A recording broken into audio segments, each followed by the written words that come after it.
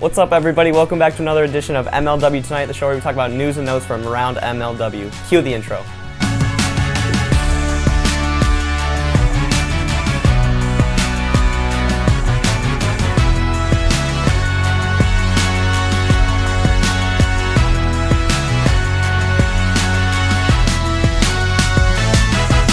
Oh! Swing and a drive! That's a bomb for Agner! So welcome back to the show, guys. I'm Kyle Schultz. I'm joined by Tommy Coughlin from the Midwest Mallards.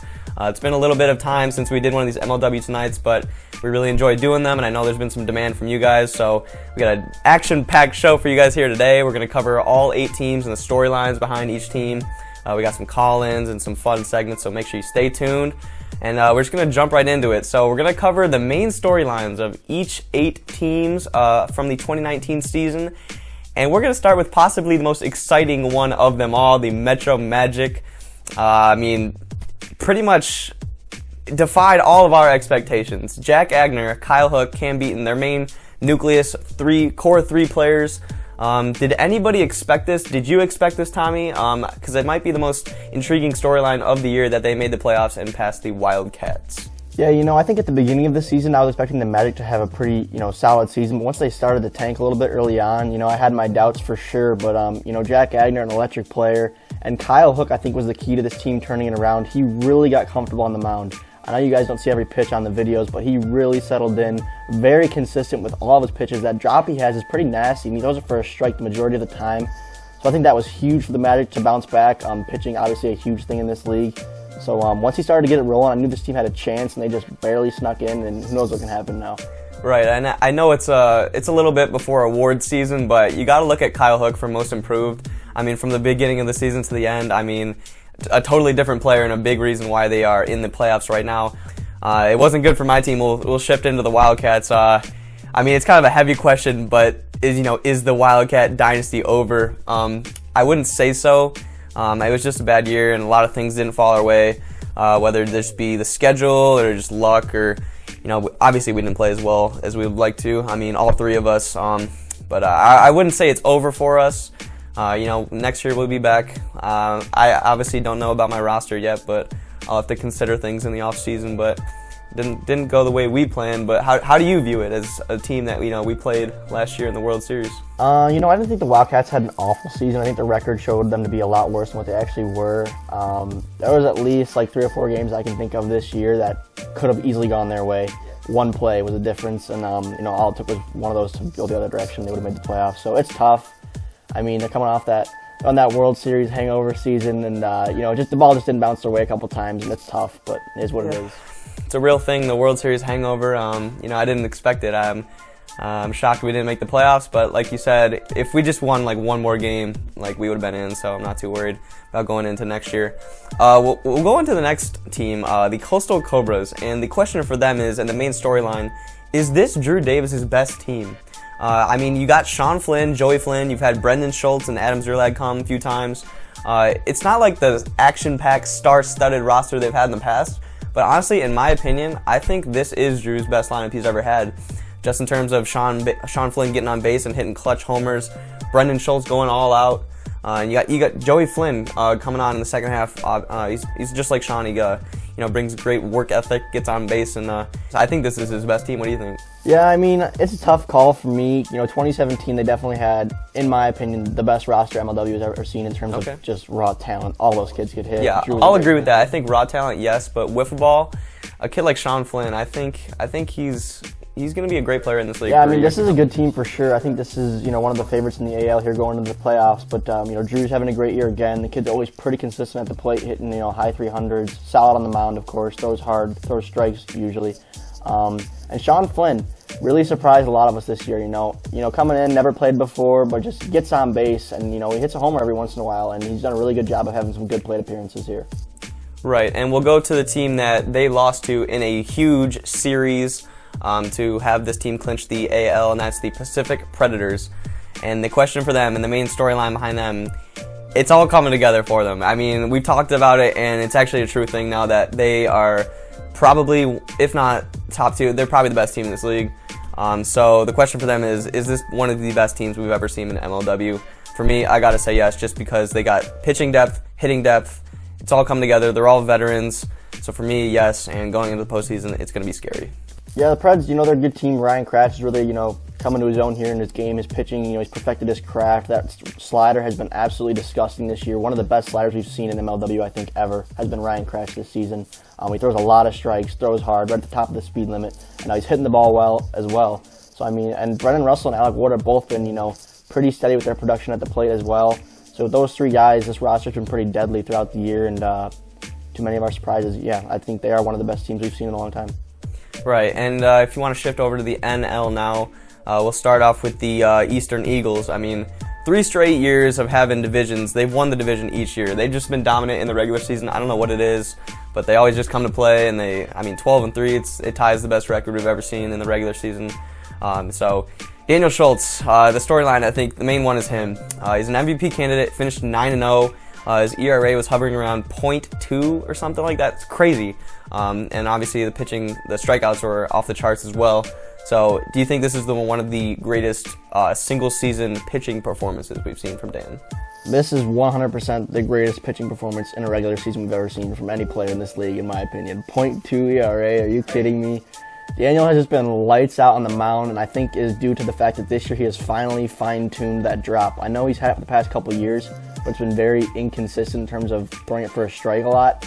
But this year he's really had it locked and been hitting the zone a lot with that thing. And, it's tough when you're down 0-2 in a count and you're trying to hit that. It's like, what are you supposed to do? Right, and look for the Eagles to be playing very inspired. Their teammate and longtime player, Clayton Price, he's been hospitalized, as you may have known. You might have seen our Instagram post. But all those Eagles, they're like best friends with Clayton. So watch them playing really hard for Clayton going into the postseason. It might be the thing to surge them into a World Series title. Moving on to the Midwest Mallards. They've had an up and down year. They've had some walk fests. They've had Tommy's dominance at some times. Finished off with a good series against the Diamondbacks. But the storyline behind them, Johnny Bean and the resurgence of this kid. He is shot into this league, and it's a different look for the Mallards. But you guys are notorious for those postseason runs. So is Johnny Bean gonna be the reason why in 2019 you guys go all the way?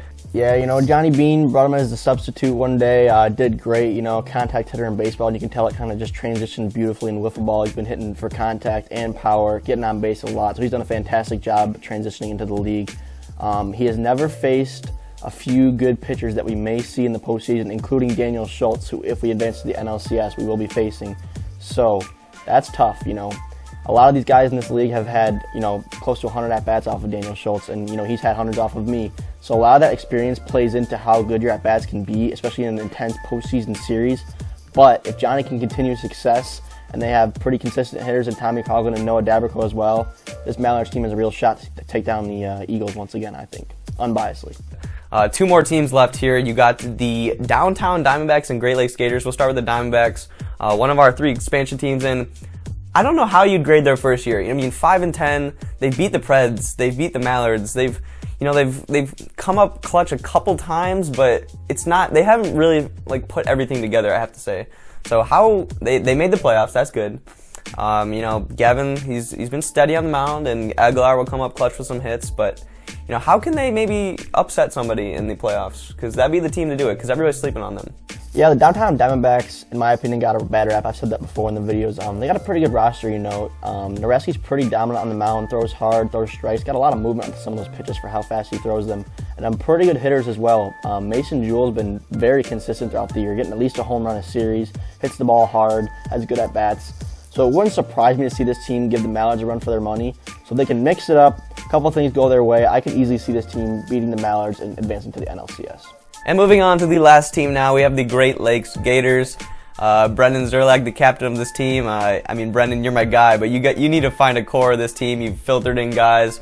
You haven't really found the right mix. So I guess the main storyline behind this team is that it just wasn't their year.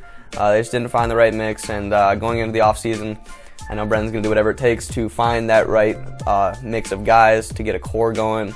To get things moving in the right direction. But yeah, if they just make one move in this league and trade for somebody or sign somebody, they can be right back in the mix. Yeah, I agree. I think Brendan Zerlag is a great player. He's young and he's never played wiffle ball before until last season in the AAA league. But he's a great player, and I can just tell. Give that kid a couple years, maybe even 1 year, he's gonna be a really good pitcher. He's been locating the slider well, throws strikes. I think what he's missing in his arsenal is a drop, and I've told him that. I think a lot of his stuff is moving laterally and straight right now, and hitters are just sitting on their pitch and crushing the ball. But I think if he can add in a drop or some other pitch that's moving up and down, whether it be a riser or a drop, and make it pretty nasty, I could easily see him having a much lower ERA next year. And pitching is the key to this league. If you haven't already figured that out after 10 years, if you have a good pitcher, you can win games, you can win World Series. And Brendan Zerlag is that guy. I don't think he needs to find an ace. He is the ace. He can be the ace. He just needs to surround himself with a good team. I know Baker's a great player. He battled sports injuries this year a lot throughout the season, so he wasn't at a lot of games. So I think if you can commit Baker to the roster, pick up maybe 1 or 2 more guys, it wouldn't surprise me to see this team easily compete with everyone here. If Zerlag can add that third pitch. He needs a third pitch. Right. Also, one guy to keep an eye on is Andrew Gilpin. I'm not sure about his availability and if Zerlag is going to be able to maintain him. He does play college baseball, so he's pretty busy in the summer with baseball. But he showed some talent against the Mallards back in July, I think it was. But yeah, that's the main storyline behind each 8 teams. Thank you, Tommy. And for now, we're going to go down to Ben Schafer. You guys might know him as Wiffle Statement. He does a podcast, got a YouTube channel. Great work, covers MLW, makes some commentary videos about us. So we're going to call in with him right now. Oh yeah, one more thing. That call with Ben was shot on a different day, so that's why maybe we were wearing a different t-shirt. All right, we'd like to welcome in Ben Schafer from the YouTube channel Wiffle Statement. Ben's been a great MLW analyst for the league over the past few years. So Ben, thank you for coming on. How are you? I'm doing just fine, Kyle. How about yourself? Doing pretty good, man. I just got some few questions for you. I know the fans love your analysis, and we're just very happy to have you back on the show. So first question, we have a 3-headed monster here in the MVP race. You got Daniel Schultz from the Eagles, you got Ryan Cratch with the Preds, and you got Drew Davis with the Cobras. 3 stars this year. Who are you taking as your MVP vote this year? For the MVP, it's funny. I was just talking about this with another group of fans for the league, and we were all giving different opinions. And this is about the middle of the season, and I said Ryan Cratch. And before I get into why I'm picking him, I just want to make an apology for mispronouncing your name for the past 2 years. Drew Davis kindly corrected me, so just wanted to throw that one out there. Cratch. Anyway. There you go. Ryan Cratch has had a phenomenal year this year, to put it blatantly. Last year, we saw the roots of him really being a key player for the Predators. Those seeds were planned last year. And this year, they've just come out the gate dominating. This year, he's batted .319. He's pitching to a 1.06 ERA. He has 9 wins. And one thing I don't hear a lot of people talking about is his whip, which is 1.32. And I think one thing that separates Cratch from other aces in the league is that we see a lot of these dominant pitchers, not just in MLW, but in wiffle ball in general, you're going to struggle with walks. Wiffle ball is just hard to control your pitches, and walks are going to come. But out of all the pitchers, I found Cratch has had the least amount of breakdowns to where he's giving up those base on balls to load the bases. He doesn't give hitters an opportunity to hit. More likely than not, to me, he's the most consistent pitcher when it just comes to putting hitters down, batter after batter. And honestly, I know he's not leading the league with ERA in terms of the lowest one. But if you take away that grand slam that he had against the Cobras, which I'm sure a lot of Predators fans are going to say that call was questionable. Oh, but very controversial right there. Very controversial. But if you take away that grand slam from his ERA, he's only given up 7 earned runs this whole season, which is pretty impressive to say the least. So to me, in terms of what he's done for the team to just put the Predators where they are in 2019 and just his personal stats for himself, he's really been a great asset, great leader for the Predators, and if he was on any other team, I think you could objectively say he's MVP caliber. I think you are right. That might be my vote as well as of now, Ryan Cratch. But obviously Daniel and Drew, they're gonna probably show out in the playoffs, and they're gonna give Ryan a run for his money. So yeah, I appreciate the analysis there, and that'll lead us into the second question. This is actually a fan question. This comes from M Harnett 1114 on Instagram. He wants to know about the Magic. So he said, What's it going to take for the Magic to upset the Cobras in the ALDS, and how far do you think the Magic could go in the playoffs? Oh, man. How far do I think they go, or how far will I like them to go? Because that's a big question, right? That's the question. Everybody wants them to go far, but, you know, it's the inexperience, I think, that would just hold them back, but you never know with Agner. Yeah, and that is the thing. The Magic, I think at the beginning of the year, that's what everybody said. I said it myself. They don't have a lot of experience. I mean, even Agner, even though he is a veteran of the league, has some of the fewer years of experience out of all the league veterans. I think what it's going to come down to in the playoffs for the Magic, not just the Cobra series, if they do go further into the postseason, it's going to come down to how well Hook pitches. I personally think Hook is one of the most underrated pitchers in MLW. Like I said earlier with Cratch and talking about his walks, Hook to me is very impressive. Even if he does give up a walk or he does give up a hit, he doesn't really change what he does. He just keeps barreling the ball down the plate. And me personally, I think the Magic have a good chance. I wouldn't exactly put them as an underdog. They've been heating up at the right time, and Cobras, I hate to say it, but Cobras have a history of not being able to hold their ground when it comes to new teams knocking them off. So fingers crossed. I really don't see the Magic as being an underdog. I see it as being an even 50-50 battle. It's just what version of each team are we going to get that day? Yeah, exactly. And I think with the Magic too, I mean, they've already defied all expectations, and you know, nobody thought they'd get to the playoffs, and you know, it feels like a week ago they were last in the power rankings, and here they are in the playoffs. So it's gonna be interesting to see how Hook pitches in the postseason, and if Agner can give them that support at the plate.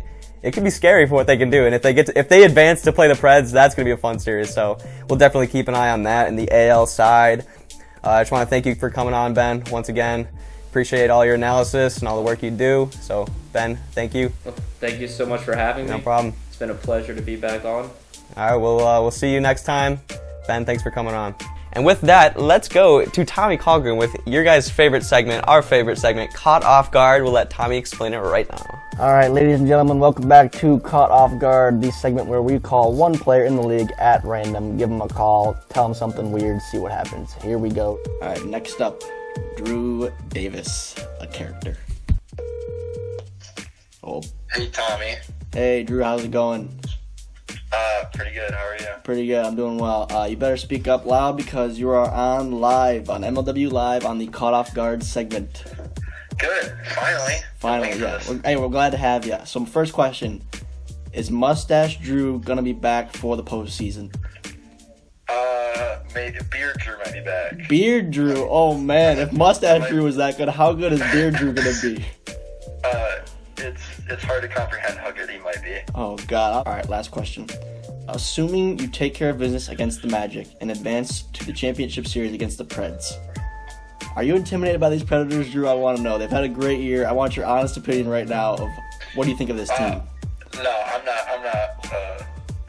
What was the word again? Oh, intimidated. Yeah, no, I'm not intimidated. I think Cratch has been overconfident. I respect them, everything what they've done this year, but no, I'm not intimidated. I think we can get it done. If we play our game, we can get it done. All right, Drew Davis said it here. He can get it done against the Predators. Well, Drew, I wish you the best of luck. It should be an exciting series if you were to make it there, and we're looking forward to it. Thank you. Good luck in your run too. Okay, thank you. I appreciate that from a rival. All right, see you later. Thank you, Tommy, for another exciting episode of Caught Off Guard. You gotta love Drew Davis. He's probably the biggest character in this league. But with that, we're gonna go into our next and final segment of the day. And it might be the most interesting one. We got some playoff predictions from Tommy and myself. And I think I'm fine with whatever happens, but I think that the Preds, due to their consistent, deep hitting lineup and Ryan Cratch's Cy Young worthy year on the mound, he's up there with Daniel, obviously. But I'm gonna go with the Preds here in 4, just because I think Warda's been on a surge here lately. He's been hitting homers against me, against Drew, whoever it is. I think Warda and Russ. I think Russ will be back. He's still questionable. And Ryan Cratch, that trio is one of the greatest we've ever seen. I think they're going to get it done in 4 against the Eagles. All right, I got Cobras versus Eagles in this matchup. I'm going to go with the NL and the Eagles, just because I think Daniel Schultz has had just an absolute lights-out year on the mound. Honestly, the best pitching performance we've ever seen by one player in this league in a single season. I think he continues that throughout the playoffs and into the World Series as well. He's just so consistent. I'm going to say the Eagles in 4 games. Pretty lopsided series is my guess. Eagles, Cobras, Eagles in 4. Well, whoever it is, it's going to be a very exciting postseason. Stay tuned on the channel, guys, for all the videos. We got ALDS and NLDS coming up. But with that, I just want to thank you, Tommy, for coming on the show. Thank Ben Schafer for coming on the show, as well as Drew Davis, our caught off guard participant. So thank you guys for watching. If you guys want to subscribe, click in that corner. If you want to see the last video, click in that corner. If you want to buy some MLW merch like a shirt, hat, or jersey, there'll be a link in the description. We will see you next time. Also, sign up for our Boston tournament just announced. We will see you next time.